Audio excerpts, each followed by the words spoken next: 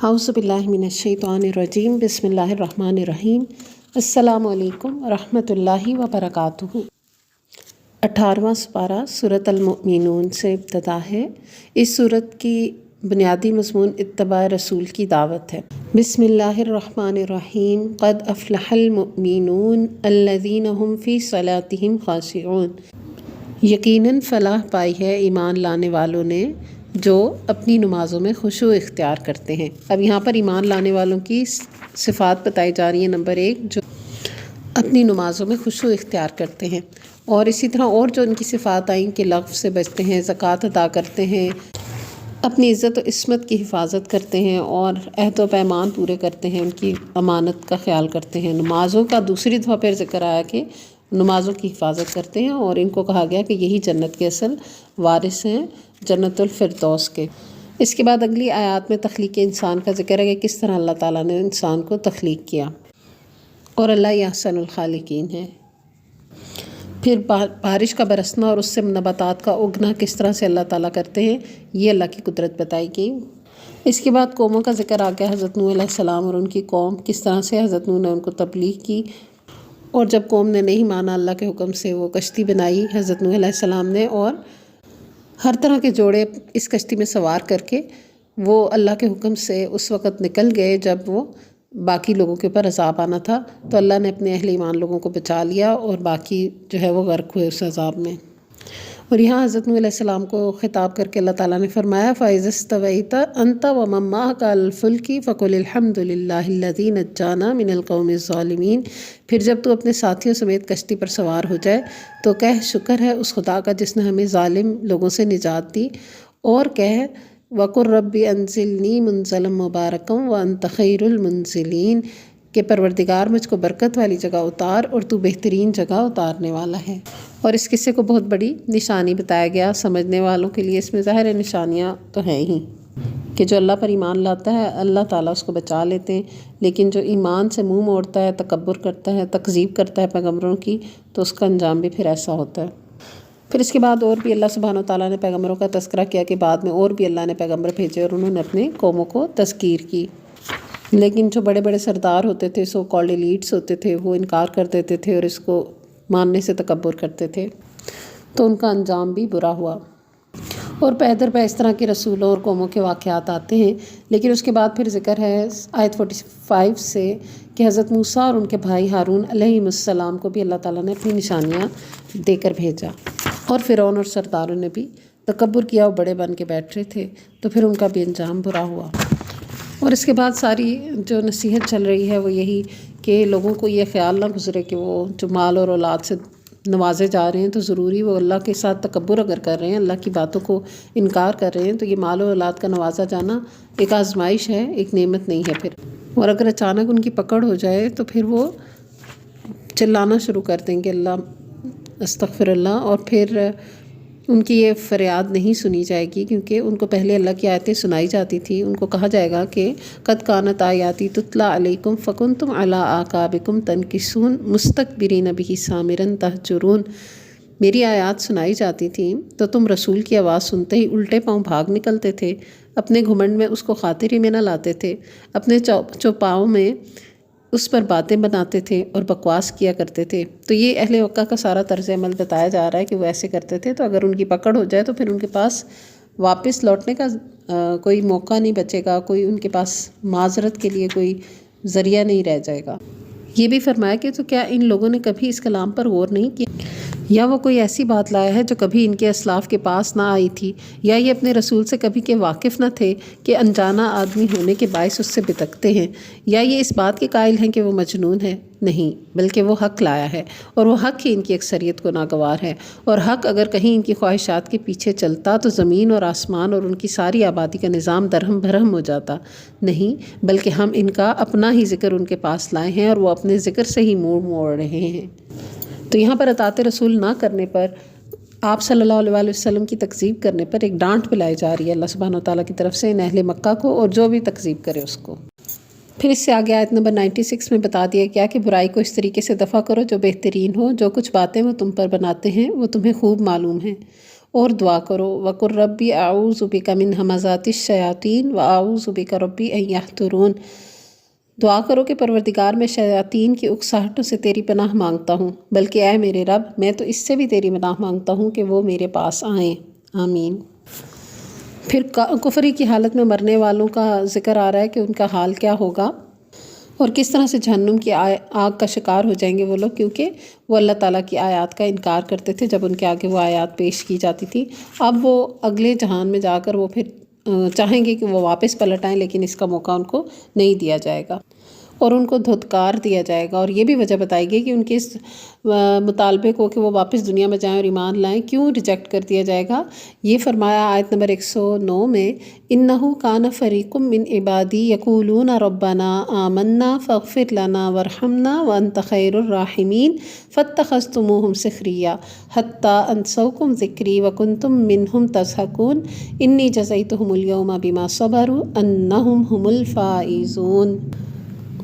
تم وہی لوگ تو ہو کہ میرے کچھ بندے جب کہتے تھے کہ اے ہمارے پروردگار ہم ایمان لائے، ہمیں معاف کر دے، ہم پر رحم کر، تو سب رحیموں سے اچھا رحیم ہے، تو تم نے ان کا مذاق بنا لیا، یہاں تک کہ ان کی ضد نے تمہیں یہ بھی بھلا دیا کہ میں بھی کوئی ہوں، اور تم ان پر ہنستے رہے۔ آج ان کے اس صبر کا میں نے یہ پھل دیا ہے کہ وہی کامیاب ہیں۔ تو نیکی اور حق پر قائم رہ کر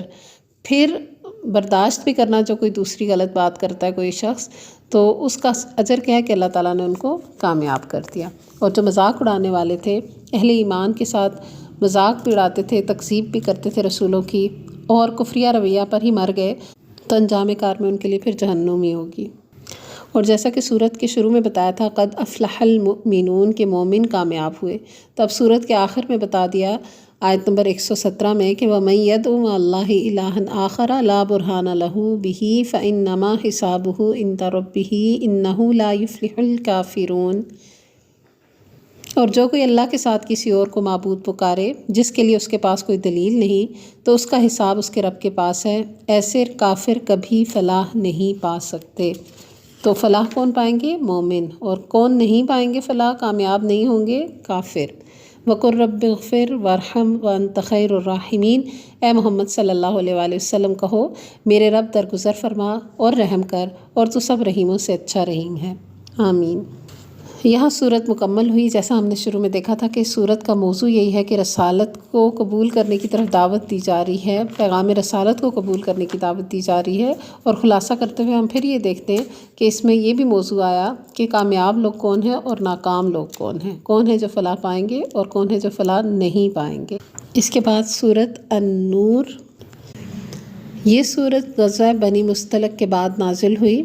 اس کا نزول واقعہ افک کے سلسلے میں ہوا، جس میں کہ منافقین نے پروپیگنڈا کر کے ام المومنین سیدہ عائشہ رضی اللہ عنہا کے بارے میں غلط اور نازیبہ گفتگو کی، تو اللہ سبحانہ وتعالیٰ کی طرف سے ان کی برات نازل ہوئی، اور اس واقعے کی روشنی میں بہت سے احکامات مسلمانوں کو دیے گئے، ایسے معاشرتی احکامات جس کی روشنی میں چل کر معاشرہ پر نور ہو جائے۔ منافقین کے اشتعال انگیز رویے کے باوجود، ان کی تلخ حرکتوں کے باوجود، اللہ سبحانہ وتعالیٰ نے بہت ٹھنڈے طریقے سے مسلمان معاشرے کی قانون سازی کی، مصلحانہ احکامات جاری کیے، حکیمانہ ہدایات جاری کی۔ بسم اللہ الرحمن الرحیم، سورۃ انزلناہا وفرضناہا وانزلنا فیہا آیات بینات لعلکم تذکرون۔ یہ ایک سورت ہے جس کو ہم نے نازل کیا ہے اور ہم نے اسے فرض کیا ہے، اور اس میں ہم نے صاف صاف ہدایات نازل کی ہیں شاید کہ تم سبق لو۔ تو سارے قرآن میں جو آیتیں اللہ تعالیٰ نے حکم دی ہیں وہ فرض ہیں، لیکن یہاں پر خاص طور پہ مینشن کر کے ان آیات کی اہمیت کو اجاگر کیا گیا، یا اس سورت کے اندر موجود جو احکامات ہیں ان کی اہمیت کو اجاگر کیا گیا۔ اس سورت کے تمام یہ احکامات تفصیل طلب ہیں، ان کو خوب اچھی طرح سمجھ کر ہی ان کو پڑھنا ضروری ہے، لیکن چونکہ ہم مختصر خلاصہ دیکھ رہے ہیں تو ہم اوورآل یہ دیکھیں گے کہ اس صورت میں کون کون سے احکامات آئے۔ تو نمبر 1 سب سے پہلا حکم یہ آیا کہ بدکاری کرنے والے مرد یا عورت اگر شادی شدہ ہیں تو ان کی کیا سزا ہوگی، اور اگر غیر شادی شدہ ہیں تو ان کو کیا حد جاری کی جائے گی۔ اور حدود اللہ وہ سزائیں ہیں جو اللہ سبحانہ تعالیٰ نے کسی جرم کے کرنے پر خود متعین کی ہوئی ہیں۔ اور صرف سزائیں ہی نہیں بتائے گی بلکہ وہ شرائط بھی بتائے گی، وہ گواہیاں کون سی ہونی چاہیے، صورتحال کیا ہو کہ گواہی قبول کی جائے گی۔ اور یہ بھی بتا دیا گیا، یہیں پہ یہ حکم بھی آ گیا کہ اگر کوئی شخص بلا وجہ جھوٹی تہمت لگاتا ہے کسی پر تو اس کی سزا کیا ہوگی۔ اگر وہ ریکوائرڈ 4 گواہ اس کام کے لیے نہیں لا سکتا کہ جو اس نے الزام لگایا اس پر وہ 4 گواہیاں نہیں پیش کرے گا، تو پھر اس کو بھی 80 کوڑے مارے جائیں گے اور اس کی گواہی کبھی قبول نہیں کی جائے گی اور خود ہی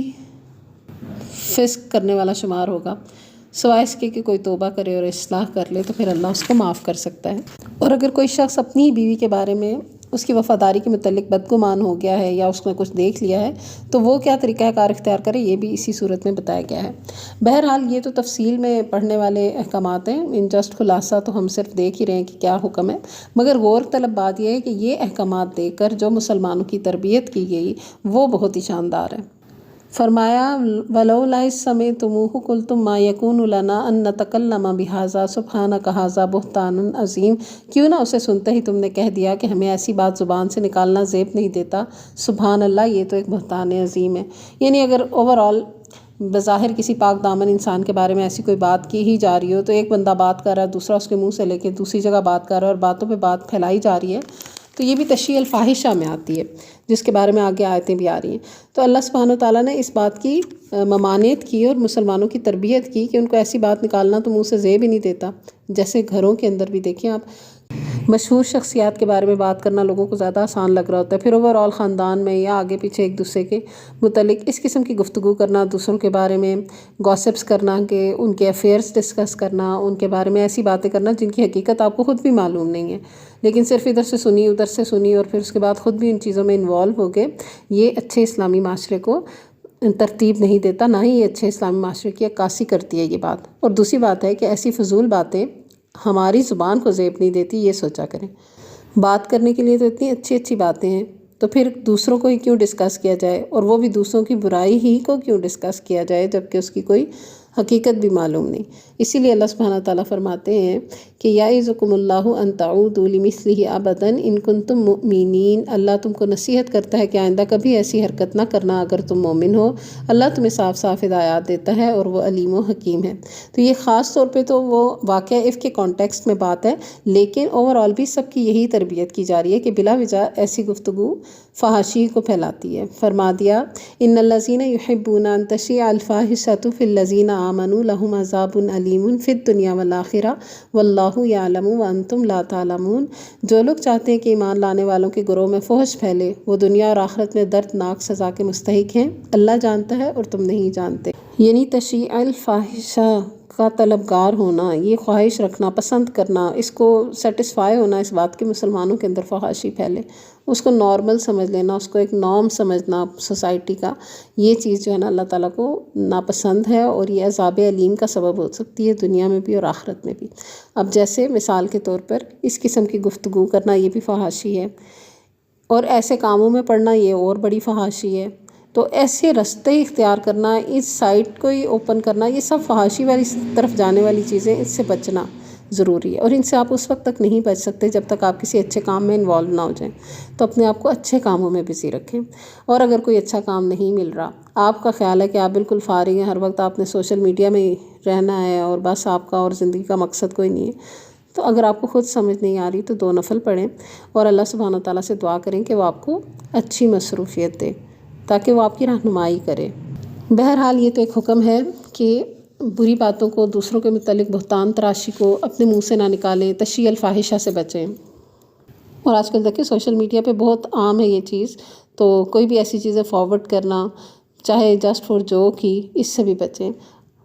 کیونکہ کچھ نیکیاں جیسے صدقہ جاریاں ہوتی ہیں، اسی طرح کچھ گناہ بھی ہوتے ہیں جو گناہ جاریہ بن جاتے ہیں۔ انسان تو کر کے پیچھے ہٹ جاتا ہے، اس کو یاد بھی نہیں رہتی، لیکن اس کے کھاتے میں ایک کے بعد ایک گناہ لکھا ہی چلا جاتا رہتا ہے جب تک وہ چیز موجود ہوتی ہے، لوگ اس سے نقصان اٹھا رہے ہوتے ہیں۔ پھر آیت 21 میں اور خوبصورتی سے یہ بھی بتا دیا کہ شیطان کے قدموں کی پیروی نہ کرو، کیونکہ وہ فحاشی اور منکر کے کاموں کی طرف بلاتا ہے۔ اور اگر اللہ کی رحمت اور فضل نہ ہوتا تو تم میں سے کوئی بھی پاک نہ ہوتا، لیکن اللہ جس کو چاہتا ہے پاک کرتا ہے۔ یعنی اس کا مطلب یہ ہے کہ جو لوگ برائی سے بچے ہوئے ہیں، جو خود کسی فحاشی کے مرتکب نہیں ہوئے۔ اب دیکھیں کئی دفعہ ایسا ہوتا ہے کہ جو لوگ خود بیچارے کسی ایسے کام میں انوالو نہیں ہوئے نا، تو وہ ایک اور گناہ میں مبتلا ہو جاتے ہیں کہ وہ دوسروں کے اوپر تکبر کرنے لگ جاتے ہیں یا دوسروں کو ایسے کوسنے اور ٹونٹس کرنے لگ جاتے ہیں۔ یہ بھی اجازت نہیں ہے، یہ بھی کیونکہ پاکیزگی اللہ جس کو چاہتا ہے دیتا ہے۔ تو اگر دے دی اللہ نے تو شکر ادا کریں اور دوسروں کی ہدایت کا سوال کریں، اللہ سے دعا کریں، بجائے اس کے کہ تکبر میں مبتلا ہو کر ایک اور گناہ کریں۔ اور اسی سے ہی ساتھ آگے جو آیتیں آ رہی ہیں سارا ریلیونٹ ہے ایک دوسرے سے۔ اب یہاں حضرت ابوبکر صدیق رضی اللہ تعالیٰ عنہ کو یہ بات بتائی گئی تھی کہ وہ صاحب فضل تھے، تو ان کو یہ بتایا گیا تھا کہ اپنے رشتہ داروں سے قطع تعلق کر کے تو ان سے آپ صدقہ خیرات نہیں روک سکتے، بلکہ آپ کو چاہیے کہ آپ انہیں معاف کریں۔ کیونکہ آیت 22 میں حضرت عائشہ رضی اللہ تعالیٰ عنہ فرماتی ہیں کہ یہ آیتیں جب اللہ تعالیٰ نے میری برات میں نازل فرما دی تو حضرت ابوبکر نے قسم کھا لی کہ وہ آئندہ کے لیے مصطح بن اساسہ، یہ مصطح بن اساسہ وہ ہیں جو کہ منافقین کے ساتھ شامل ہو گئے تھے حضرت عائشہ رضی اللہ عنہا پر بہتان لگانے میں، تو مصطح بن اساسہ کی مدد سے ہاتھ کھینچ لیں گے۔ حضرت ابوبکر نے یہ قسم کھائی کیونکہ انہوں نے نہ رشتہ داری کا کوئی لحاظ کیا اور نہ ان احسانات کی شرم کی جو وہ ساری عمر ان پر اور ان کے خاندان پر کرتے رہے۔ اس پر یہ آیت نازل ہوئی اور اس کو سنتے ہی حضرت ابوبکر صدیق فوراً بولے بلا واللہ انا نحب ان تغفر لنا یا ربنا، واللہ ضرور ہم چاہتے ہیں کہ ہمارے رب تو ہماری خطائیں معاف فرما دے۔ چنانچہ آپ نے پھر مصطح بن اساسہ کی مدد شروع کر دی اور پہلے سے زیادہ ان پر احسان کرنے لگے۔ تو آیت کیا تھی کہ اللہ تعالیٰ نے فرمایا کہ تم میں سے جو لوگ صاحب فضل اور صاحب قدرت ہیں وہ اس بات کی قسم نہ کھائیں کہ اپنے رشتہ دار، مسکین اور مہاجر فی سبیل اللہ لوگوں کی مدد نہیں کریں گے، انہیں معاف کر دینا چاہیے اور درگزر کرنا چاہیے۔ کیا تم نہیں چاہتے کہ اللہ تمہیں معاف کرے؟ اور اللہ کی صفت یہ ہے کہ وہ غفور اور رحیم ہے۔ تو اب اتنا بڑا واقعہ اور حضرت عائشہ، حضرت ابوبکر صدیق رضی اللہ عنہ کی بیٹی، اور حضرت ابوبکر صدیق کو یہ حکم دیا جا رہا ہے کہ وَلْيَعْفُوا وَلْيَصْفَحُوا، چاہیے کہ معاف کر دیں اور درگزر کریں۔ کیا تم پسند نہیں کرتے کہ اللہ تمہیں معاف کر دے؟ اور حضرت ابوبکر صدیق بھی کیا شاندار اوصاف کے مالک ہے کہ فوراً ہی وہ اللہ کے آگے سرنڈر کرتے ہیں اور کہتے ہیں کہ اللہ کیوں نہیں، میں تو چاہتا ہوں کہ آپ ہماری خطائیں معاف فرمائیں۔ پھر آگے بتایا کہ جو لوگ ان الذین یرمون المحصنات الغافلات المؤمنات لعنوا فی الدنیا والآخرہ ولہم عذاب عظیم، جو لوگ پاک دامن بے خبر مومن عورتوں پر تہمتیں لگاتے ہیں، ان پر دنیا اور آخرت میں لعنت کی گئی اور ان کے لیے بڑا عذاب ہے۔ اب یہاں پر بتا دیا گیا کہ مومن بے خبر بھولی بھالی عورت کے اوپر تہمت لگانے کی سزا یہ ہے کہ دنیا اور آخرت میں لعنت ہے اللہ کی اس پر پڑے گی جو ایسا کرے گا، یعنی اس کو اللہ کی رحمت سے دوری ہوگی اور اس کے لیے بڑا عذاب ہے۔ کہ وہ جیسے حضرت عائشہ کو تو یہ بھی نہیں پتا تھا کہ ان کے اوپر کیا بہتان لگا ہے، اور جب وہ بات اتنی پھیل گئی تب بھی ان کو نہیں پتا تھی، وہ تو بہت دیر میں ان کو معلوم ہوا۔ تو ایسی بے خبر سادہ معصوم بھولی بھالی عورتوں کے اوپر اپنے پاس سے تہمتیں لگانا اور ایسی قسم کی ڈسکشنز کا حصہ بن جانا یہ اللہ کے عذاب کا سبب ہے۔ اب اس قسم کی بری عادتوں اور ایسی قسم کی ڈسکشنز اور اس قسم کے حالات و واقعات سے معاشرے کو پاک رکھنے کے لیے اور احکامات دیے گئے اور بتایا گیا یا ایھا الذین آمنوا لا تدخلوا بیوتا غیر بیوتکم حتی تستأنسوا وتسلموا علی اہلہا ذالکم خیر لکم لعلکم تذکرون۔ اے لوگوں جو ایمان لائے ہو، اپنے گھروں کے سوا دوسرے گھروں میں داخل نہ ہوا کرو جب تک کہ گھر والوں کی رضا نہ لے لو اور گھر والوں پر سلام نہ بھیج لو، یہ طریقہ تمہارے لیے بہتر ہے، توقع ہے کہ تم اس کا خیال رکھو گے۔ اب یہاں ان احکامات کو یہ جو آ رہے ہیں نا آگے، ان کو کہتے ہیں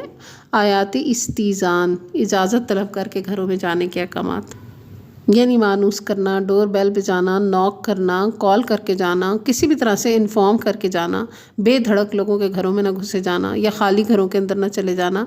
نوک کرنا، اور نوک کا بھی حکم بتایا کہ 3 دفعہ، اگر ایک دفعہ نوک کر کے نہیں کھلا، دوسری دفعہ نہیں، تیسری دفعہ 3 دفعہ تک نوک کریں اور پھر واپس چلے جائیں، اور اگر واپس بھی جا رہے ہیں تو اس کو مائنڈ بھی نہ کریں۔ یہ جو ہمارے لوگوں کو اگر واپس جانا پڑے تو مائنڈ کرتے ہیں نا کہ ہمیں کسی نے کھولا نہیں، مائنڈ نہیں کر سکتے، اس لیے کیونکہ ہو سکتا ہے آگے کوئی مجبور ہو، کسی کا کوئی ویلڈ ریزن ہو سکتا ہے کوئی ایک ہی شخص ہو جو بیمار ہو اور وہ باہر نہ آ سکتا ہو دروازہ کھولنے کے لیے، یا کوئی ایک ہی شخص اس وقت گھر میں اویلیبل ہو جو سو رہا ہو، یا وہ کوئی اور کام کر رہا ہو، یا گھر والوں کا آپس کا بحث مباحثہ چل رہا ہو اور وہ کسی باہر کے بندے کی انٹرفیئرنس نہ چاہتے ہو، تو کوئی بھی ویلڈ ریزن ہو سکتا ہے. مطلب یہ کہ گھر کی پرائیویسی میں بلا وجہ انٹرنس نہ کریں. اگر اجازت طلب کرنے پر آپ کو اجازت نہیں ملتی اندر جانے کی تو مائنڈ کیے بغیر واپس چلے جائیں. ہاں، جو اوپن ایریاز ہیں جیسے کوئی ہاسپٹلس ہیں، کوئی اور سوشل گیدرنگ کے ایریاز ہیں جہاں سب لوگوں کی آمد و رفت کا وقت مقرر ہے اور کوئی بھی جا سکتا ہے جو بھی ریکوائرمنٹس اس کو پورا کر کے، تو آپ بھی جا سکتے ہیں تو چلے جائیں. لیکن عموماً جو ذاتی طور پہ اپنے گھر ہیں ان کے لیے احکامات خصوصی طور پہ دیے گئے. پھر آیت نمبر 30 اور 31 بہت اہم ہیں. ان کو آیات غض بصر کہتے ہیں، کہ یعنی جس میں نگاہیں جھکانے کا حکم آیا. پہلے مردوں کو یہ حکم آیا کہ وہ اپنی نگاہوں میں سے کچھ جھکا لیں اور اپنی شرمگاہوں کی حفاظت کریں. اسی طرح پھر عورتوں کو بھی یہ حکم دیا گیا کہ وہ بھی اپنی نگاہوں میں سے جھکائیں اور اپنی شرمگاہوں کی حفاظت کریں. اور پھر تفصیل سے عورتوں کو اور بھی حکم ملا کہ وہ اپنی زینت کا اظہار نامحرم لوگوں کے لیے نہ کریں. اور یہاں محرم رشتوں کی بھی تفصیل بتا دی گئی کہ وہ جن کے آگے اظہار زینت ہو سکتا ہے وہ کون سے ہیں. اور اس آیت کے اختتام پر بتایا وَتُوبُوا إِلَى اللَّهِ جَمِيعًا أَيُّهَا الْمُؤْمِنُونَ لَعَلَّكُمْ تُفْلِحُونَ. اے مومنو تم سب مل کر اللہ سے توبہ کرو، توقع ہے کہ فلاح پا جاؤ گے.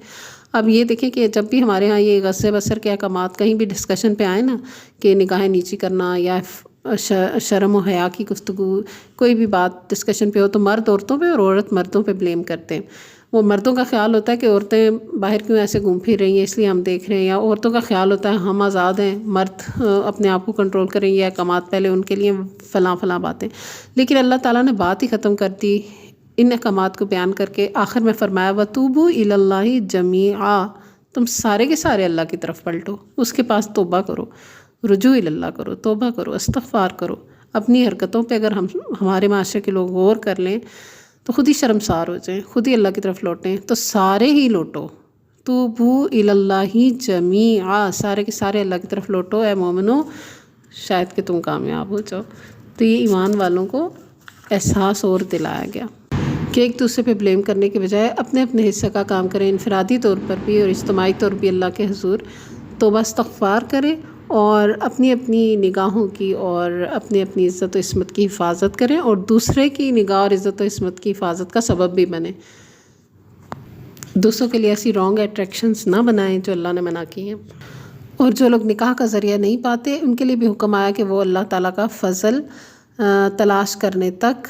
اللہ کے فضل کے ساتھ غنی ہو جانے تک اپنی عزت و عفت کی حفاظت کریں. پھر کچھ مکاتبت کے احکامات غلاموں کے سلسلے میں بھی آئے.